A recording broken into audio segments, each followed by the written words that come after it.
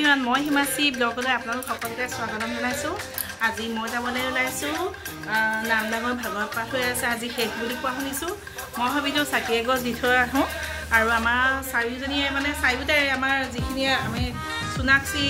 মানে চানী মাইনী মোৰ গাটো ভাল নাই, মানুহজনীও গাটো ভাল নাই, সেইকাৰণে মানে চাকি এগছ আগবঢ়াই থোৱা আছিলে আৰু মই দিবলৈ বুলি ওলাইছোঁ। আৰু আপোনালোকে মোৰ ভিডিঅ'টো চাই যাব, কেনেকুৱা পায় মোক জনাব। যদি ভাল লাগে লাইক কমেণ্ট শ্বেয়াৰ ছাবস্ক্ৰাইব কৰি দিব। আৰু আপোনালোকক আজি মই মোৰ অন্তৰৰ দুখামান কথা মই শ্বেয়াৰ কৰিম বুলি ভাবি আছোঁ আৰু আপোনালোকে মোৰ ভিডিঅ'টো চাই যাব দেই।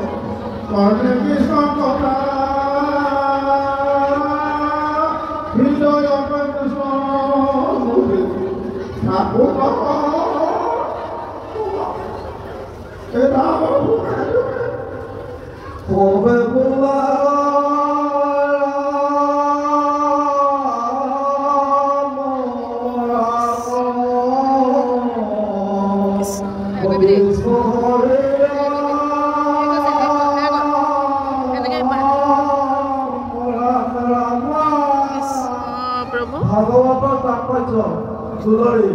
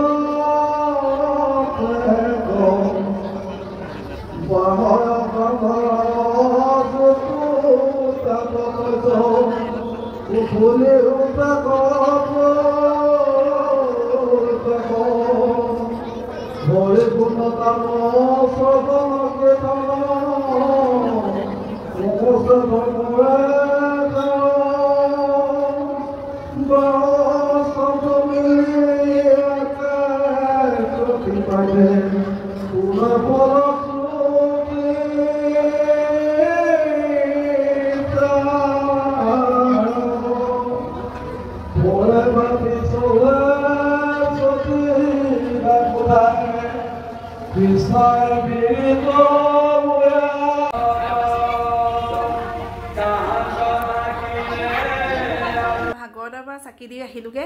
আহি অহাৰ পাছত মই আপোনালোকক যোৱাৰ আগত মানে কৈছিলোঁ যাওঁতে কৈছিলোঁ যে মই আপোনালোকৰ সন্মুখত মোৰ মনৰ কিছুমান কথা ক'ম বুলি মনৰ কথা মানে কি গম পায়নে মই আজি 2 বছৰে হ'ব হ'ল মোক মানে ইউটিউবটো খোলা কিন্তু মই সাকসেস হ'ব পৰা নাই মই নাজানো মোৰ ভিউ কমটি